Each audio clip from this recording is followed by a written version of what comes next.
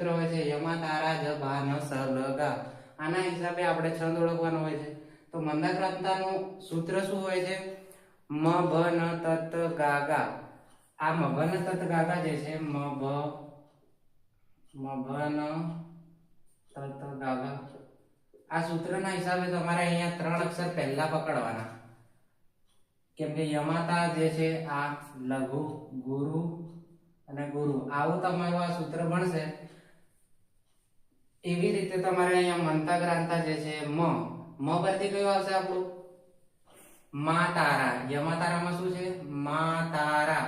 એટલે કે મા તારા એટલે કે ગુરુ ગુરુ અને ગુરુ. પહેલા 3 અક્ષર કેવા હોવા જોઈએ? મંદાક્રાંતામાં ગુરુ હોવા જોઈએ. જે કે અહીંયા તમે જુઓ છો તો કેવા દેખાય છે તમને? રો એ પણ ગુરુ છે, મે પણ ગુરુ છે અને રો પણ ગુરુ છે. આ 3 ગુરુ આવી ગયા એટલે કે આ મંદાક્રાંતા છે.